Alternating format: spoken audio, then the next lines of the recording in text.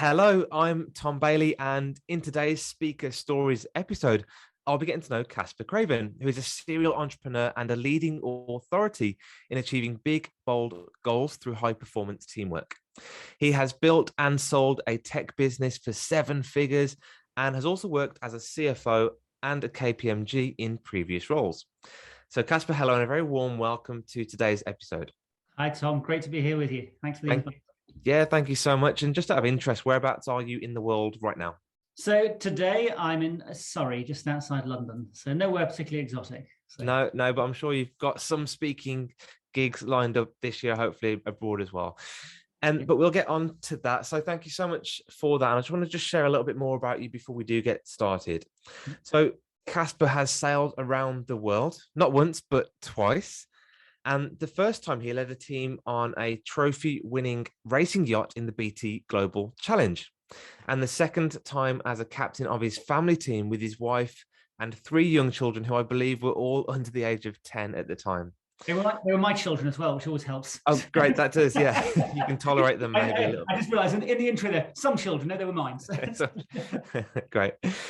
Well, thanks for that. And we'll talk more about that, I'm sure, as we go. And we've heard a little bit about your background in business and those incredible adventures that you've been on. I'd love to know more about your journey with public speaking. So how did this come about? How did you become a speaker? And have you always been a confident speaker? So let's dive straight into it. So when I was at school, I was bullied a lot, and I learned the safest way to sort of live life was to keep my head down and to never sort of speak out. So I was the last person in all the schools that I was at you would ever pick to becoming a public speaker. I used to hate it with a vengeance. So I could never imagine myself doing that. Through my conventional career at KPMG and so on, I had to speak at different events and things like that, and I was terrified of that, hated that, and again, the thought of going and standing on stages was the last thing that I would want to do. However, that did change when I came back from my second sailing adventure. And clearly, I'm paraphrasing a lot of stories in between there as well. And we had this amazing experience. And I sort of, in the journey to make all those things happen, I realized that I learned a huge amount. And I remember thinking, you know what, there's something that would be really criminal if I just keep these ideas to myself. And I remember going and getting invited to do an after-dinner speaking gig, and the feedback and the reaction I got from the room was just unbelievable. And I remember thinking to myself, you know what? If I can share stories and they can have such a profound effect on other people, I said, literally then and there, this is what I'm going to spend my next 25 years doing this, because it's the most meaningful thing that I've ever done in work. In the working world, to use the power of stories to change someone else's trajectory, how they think. So I was hooked at that point, and that started me off on a journey, a long journey to learning about the speaking business. Amazing. Love that. Great journey. And there's two things I want to pick up on there. First of all, the avoidance of speaking at school and beyond. And then secondly, I think we'll talk about, you mentioned it would have been criminal had you not shared these ideas through storytelling. So we'll go into that as well. So first one, just to reflect on avoiding public speaking, I was very, very much the same, not through bullying, actually, just through, I think, a form of social anxiety, a fear of being judged by others. And again, that wasn't because I was being bullied, but because I thought maybe I would get bullied if I embarrassed myself. So just on that point there, I personally became very good at avoiding public speaking. So what were some of your strategies to avoid public speaking that you implemented?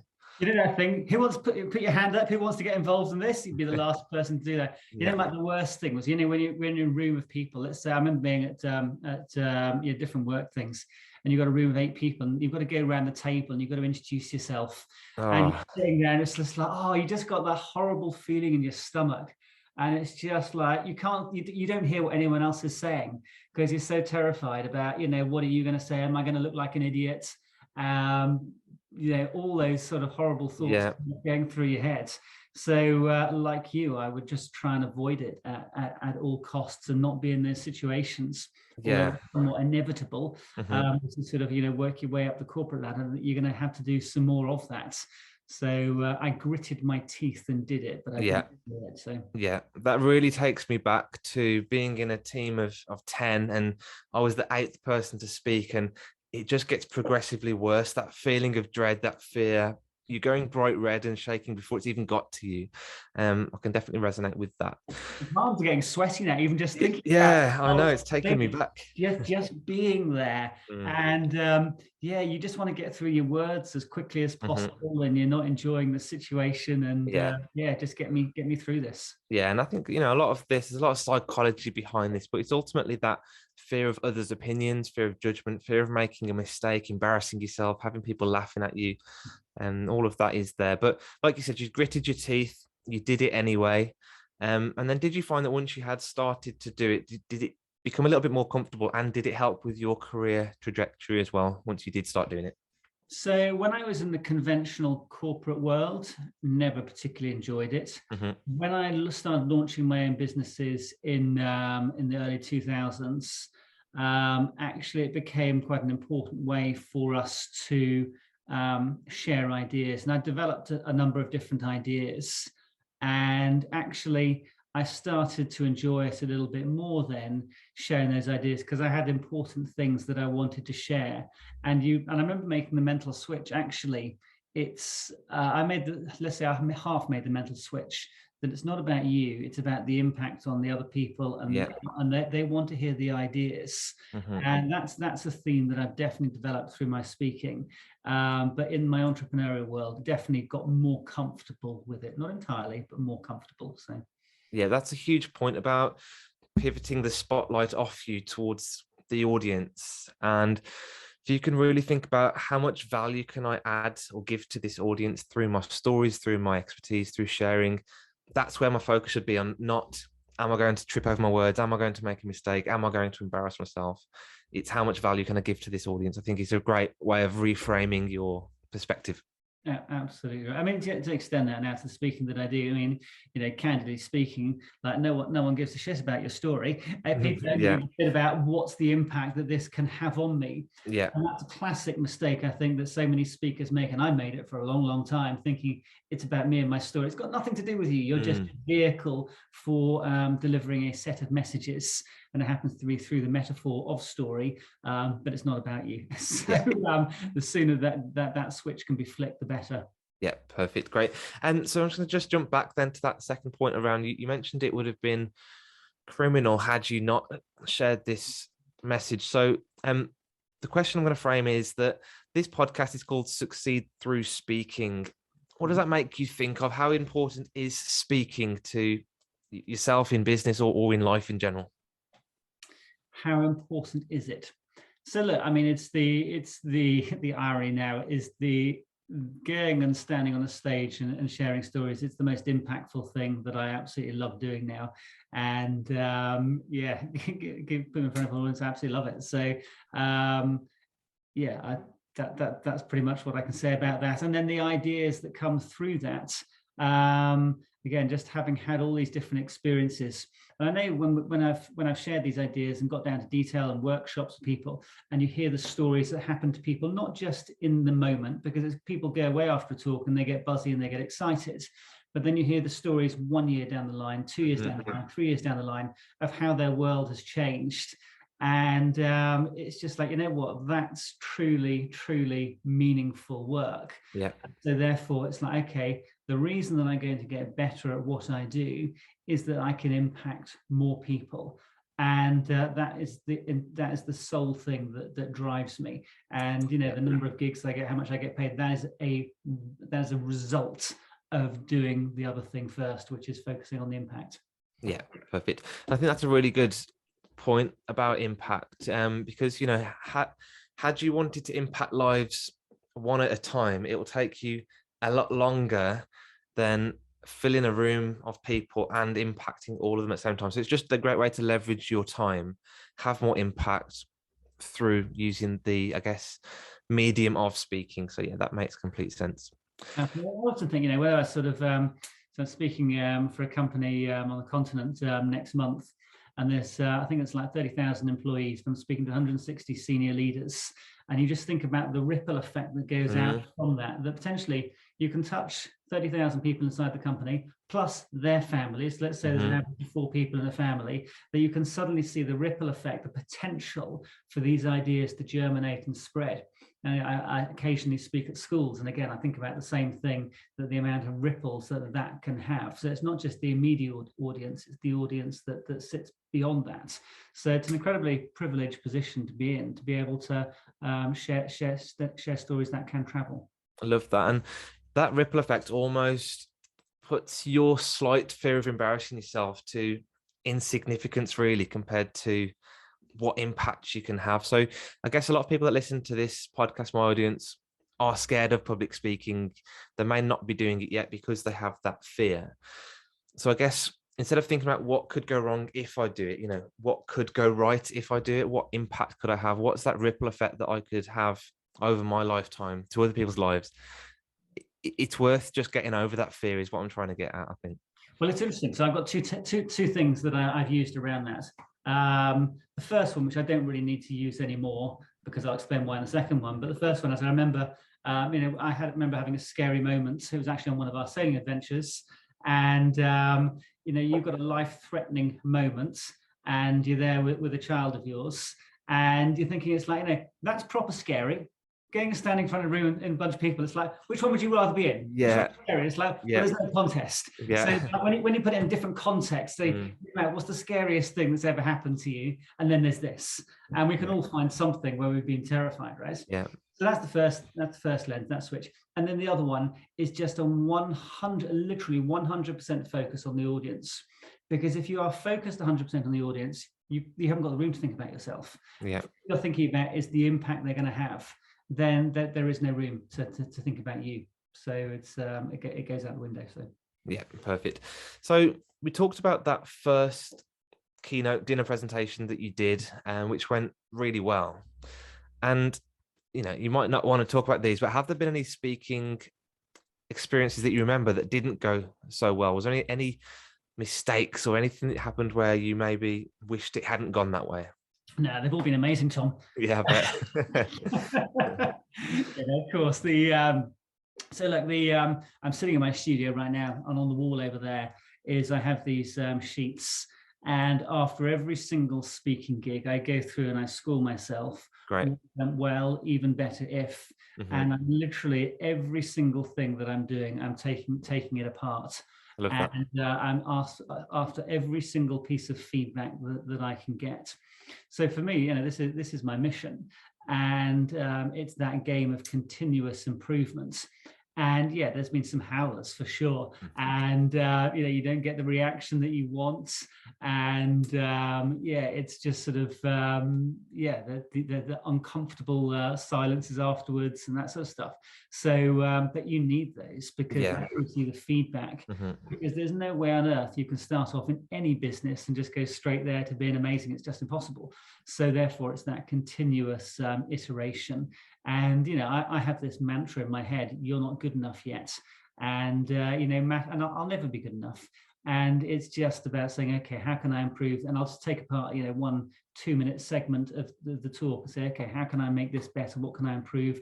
And then I'll work on another segment, and I'll be speaking to other speaker friends, and we're comparing notes, we're swapping notes, I'm watching other speakers. I'm just like a continuous student of how to make it even better. So it's a never-ending journey. So yeah, I love that. And that's almost what I wanted to glean, is that there will be mistakes, things will go wrong, but almost accept them, look for them, bring them on, because that's where you're going to learn the most and you're going to keep improving. So yeah, I love that way of framing it, and actually having that big sheet on the screen to give yourself feedback and score yourself as well.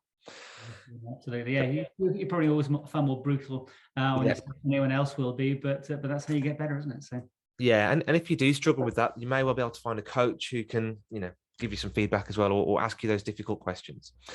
So we've talked about people who are maybe at the very beginning of their journey. They are thinking about wanting to speak, and we've given them lots of great advice and value. What about people at the other end of that scale? They have done a little bit of speaking. They may well have stood up in front of a couple hundred people before, but they've never been paid to speak. So what advice would you give to somebody wanting to pursue a career similar to yours and actually end up getting paid to speak as a career? Okay, so the first thing is to be incredibly careful about who you take advice from. Yes.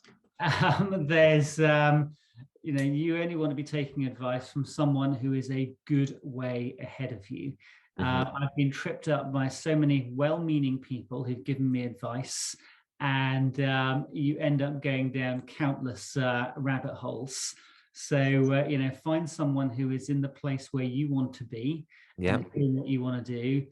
Find a way of adding value to them, and then, glean whatever advice that you can. I was very fortunate earlier in my speaking career to get to know a very successful speaker, and he's given me some fantastic advice, and he's seen my talk a few times, and every time it's like, okay, give me some pointers, give me some guidance. So the first thing is just sort of getting as much good feedback as you can from people who have earned the right to give that feedback. So that's the first thing. The second thing I would say is that there's so much advice. You've got to get a good website, you've got to put your marketing out there, you've got to get your show reel together, all this sort of stuff. And so much of that I feel is premature because you're so desperate to want to get out there and start earning fees and so on. I think the most fundamental thing by far is to create a product that people want to listen to and gives them a reaction, gives them an emotion, that takes them on a journey. So it's finding audiences where you can go and learn your craft and get better and better and better. And once it becomes good enough, then people will start referring you, and you will start working your way up through the scale. So for me, it all starts with having a really good product. Great. One just follow-on question from that. Do you think it's really important that you find a lane or a niche and stick to it when it comes to speaking? It's really hard to know what that is off the bat. I mean, it's about finding product market fit, isn't it? I mean, it's like I've done enough startups that, where you start off is not where you end up. Yeah. So, it's understanding where the market exists and where that aligns with what is authentically you're all about. And that will take some iteration to find that, because the danger is you just go in and plonk yourself on the territory that somebody else is on, and that may not be exactly the right fit. So it's a process of experimentation and iteration is the honest answer. It's taken me quite a while to iterate forwards, and actually I'm not a million miles off where I started, but it's certainly got some really distinct themes that have come through that weren't there before. Yeah, so don't try and nail it first time. Just get out there, start speaking about what you're passionate about or what you're an expert in, and you'll end up maybe somewhere slightly different at the end. And also, well, it's also trying to be in a market where there's demand as well, because if you want to get paid for it, then it's identifying, well, which audiences do you want to speak for? What do they care about? What are the issues for them? And there'll be some transitory issues, and then there'll be some evergreen issues. And it's tapping into an evergreen issue, and then it's like, okay, what's my angle? What's my take on this? And finding that out, and you'll know because you'll start getting the feedback and the reactions from that. So. Yeah, perfect. Thank you so much. So, topical question, and you've already mentioned that you're sat at home now in a little virtual studio. So the 2019 global pandemic pretty much wiped out stage speaking. So how did you personally transition during this period? You know what, I was like, I'm not sure I should say this, but I just viewed it as an absolute gift. Yeah. But it felt like, hey, the world's just slowed down. Great, let's do some thinking. So actually I launched a new business, and actually the kernel for 2 other businesses as well. Incredible. So I went into sort of hyper productive mode, unhassled by normal everyday life. I finished writing a book, got that out there, and I just did an insane amount of work, and that has been a real launch pad for massive acceleration. So it was a gift for me. Good. I love that. And clearly during that time you did build this home virtual studio. You got the lighting, the green screen, the cameras. Do you think that virtual speaking is here to stay, or is the world just going to quickly bounce back to big conferences and seminars? So interestingly, I actually built the studio I completed it about 2 months before we heard of COVID. So Oh wow, you must have known it was coming. it's like it was almost some weird foresight, but Yeah. it's an opposite thing to do. Is virtual here today? Yeah, for sure it is. Like the why? Because it works. It's a different medium and it's a different format. Yes, I mean all the live events I've been doing over the past month or two. It's amazing getting people back in the room and the buzz and all that sort of stuff. But now that people understand virtual, it's not going to go anywhere because it's a really good, cost-effective way to get a group of people together. No, it's not perfect, same as everything else, but it's part of the mix. So yeah, get used to it. It's going to stick around, is my view. So. Yeah, completely agree. Great. Well, thank you so much. We're coming towards the end. So I guess the last question from me, a little bit of a curveball. What is the one question that you think I should have asked you today to also bring some great value to our audience? What's the one question that you should have asked me? That is a curveball question, isn't it? Let's stick within the topic of public speaking and advice that you may give. So I'm veering towards something around who do I take advice from? Yeah. Who do I learn from? Because I think, yeah, and maybe sort of, yeah, what am I sort of reading, studying, learning at the moment? Yeah, perfect. That'd be great to find out. So yeah, so what am I reading, studying, learning at the moment? I mean, my business is called Big Bold Goals. You can see up there, yeah. And so for me, I'm just fascinated by the massive shifts that are happening in the world right now. So I'm learning an insane amount about genetics, about longevity, a little bit about DeFi and the things that are happening there. Clearly a good amount about climate change because we all need to be aware of that. So all the big trends and the things that are happening, because that will affect all of us. And it's hyper relevant to all of our clients. So if you don't understand what the issues your clients are facing, then you're not going to serve them very well. So yeah, stay all over the big trends and things that are moving. I love that. Yeah, great advice for anybody really looking to get into this world, to stay on trend and stay topical with your content. So thank you so much again. Last question from me is, if people want to either book you as a speaker or find out more, where can people connect with you online? Yeah, thank you for the so Caspar Craven, Caspar Craven, Craven. I'm quite easy to find. There's only one of me. So my website, casparcraven.com, or LinkedIn. I'm very active there. So there's two best places. Excellent. What I'll do then is I'll pop those links in the show notes. People can just click on them and they can come and find you online. So Caspar, thank you so much again for your time today. I really appreciate you coming along and clearly sharing such great value with our audience. Yeah, pleasure. Really nice to talk to you. Thanks for the questions.